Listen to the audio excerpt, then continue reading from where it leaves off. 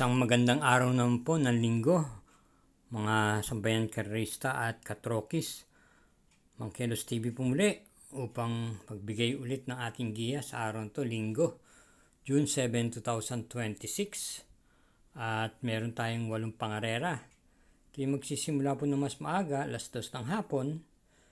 Katamtaman lang po ang dami ng mga magsisitakbo. Ang pinakamarami po ay hanggang 7 kalahok. Tayo po ay diretso na rin po sa pagbigay ng giya, kaya samahan niyo na po ako. Karera number 1, start po ng first, pick 6, races 1 to 6, distance 1,300 meters, isang 3-year-old and above, class 3 and 4, merge, group 42 to 56, 57 to 70, at meron po tayo ditong 6 entries. Ating pang-primera rito yung puntong-puntong numero 2 autocross na sa patnubay po ni PR Dilema ay hindi pa po nakakalasap ng pagkatalo. Mukhang nasa maayos na kondisyon po ito, at bilang pang-protection po natin yung kalahok numero 1 student regent na unti-unti pa lang po sigurong lumalabas yung bute. Kaya dito sa karera numero 1, ang pili po natin yung coupled entry sa numero 2, pang-primera, at panigundo yung numero 1. Karera numero 2, ito po ang Philippine Jockey Club Invitational Race 1. Meron pong pentapekta rito at tatakbuhin sa distansyang 1,300 meters. Start ng winner take all, races 2 to 8, 7 entries. Ating pong pang-primera rito, yung kalahok numero 6, Alpha Miss, na madidihado pa po ito rito. At sasakyan po ni JB Pilit Pro na isang apprentice jockey, at itong mga nakaraan ay nagpapanalo na rin po siya.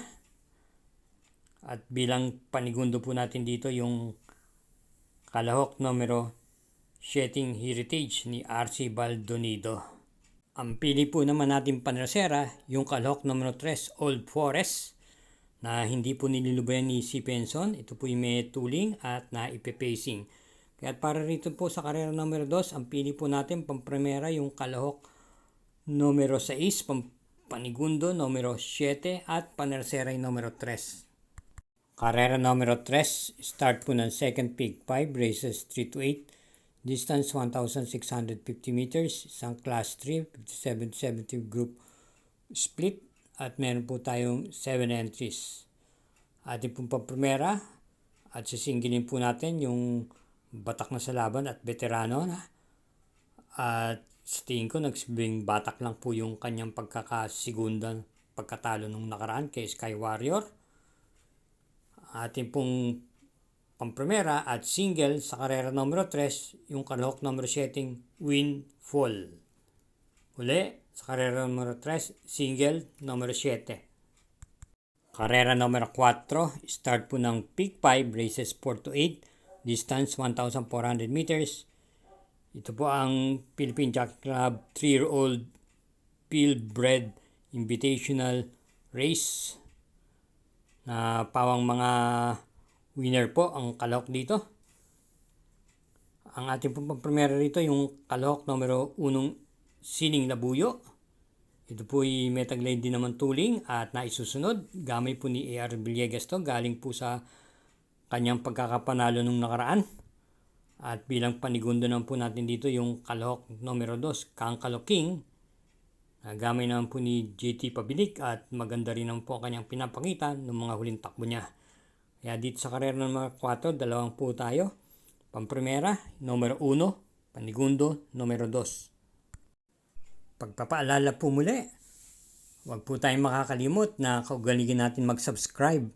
Pakishare na rin po at hihit po natin yung like at notification bell button. Gayun din naman po, pakifollow po ang Samut Sari Mangkelos TV FB page. Salamat po.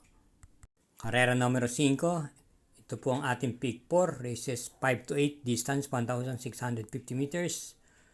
With pentapekta, isang class 3, group 57 to 70, group split. At meron tayong 7 entries. Pamprimera po natin dito yung kalahok number 5 controller. Papatnubayan po muli ni JL Paano. Ito po ay naipipacing at may remate rin po bago po ito nung nakaraan linggo na pahinga. Maganda naman po ang kanyang ipinapakita at kinikilos. At bilang panigundo po natin dito yung kalahok number setting longevity na gamay naman po ni AR Villegas. Sa likuran po ng gagaling isang derimate. At isama po natin bilang panersera yung kalahok numero 4 ECJ. Kaya para rito sa karera numero 5, ang pili po natin dito, pamprimera yung kalahok numero 5, panigunda yung numero 7, at panersera yung numero 4. Karera numero 6, may distansyang 1,300 meters, isang class 4, group 42-56 group split, binubuo po ng 6 na kalahok. Ating pong pamprimera rito yung kalahok numero 4 Melania. Ito po yung rerendan po ni JB Hernandez. At bilang panigundo po natin dito yung numero 6 na Batang Kangkalu. Rerendan naman po ni JT Pabilik. Bilang panersera natin po rito yung malalamadong numero 5 Samerul ni RC Semasio.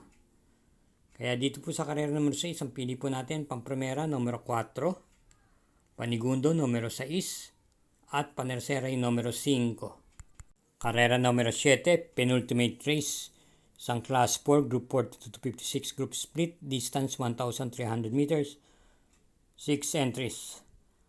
Ating pong pili dito pang primera, yung imported horse na numero 1 Jack 14. JB ba kayo po ang rerenda sa tingin ko. Napakababa po niya sa laban dito. Dahil mabigat po ang nakakatalo nitong mga imported horses. Ito po yung may taglib pong tuling tong kabayong to. At sa tingin ko wala po gaano makakasabay ka agad sa kanya dito sa unahan.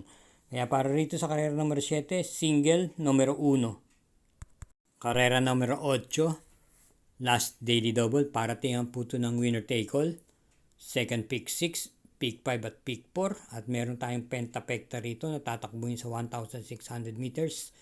Isang class 3, group 57-70 group split, 7 entries. At pong pili, pamprimera, yung napupunto, at maganda po ang tinatakbo nito ngayon, yung numero 1 imported horse na Sky Warrior ni CS Pare Jr. Dalawang sunod na putong nanalo nung nakaraan, na mabibigat din naman po ang kanyang mga tinalo. Bilang panigundo naman po natin dito, yung numero 4 user, na nagagamayan po ni JB Hernandez. Ito po ay may taglay pong remati itong kabayong to. At lately, hindi rin po siya nawawala sa timbangan. Kaya para rito po sa karera numero 8, ang pili po natin, dalawa lang po. Pamprimera, yung numero 1. Panigundo, yung numero 4. Okay po, mga katrokis at mga sugid na sumusubaybay sa mga Kilos TV.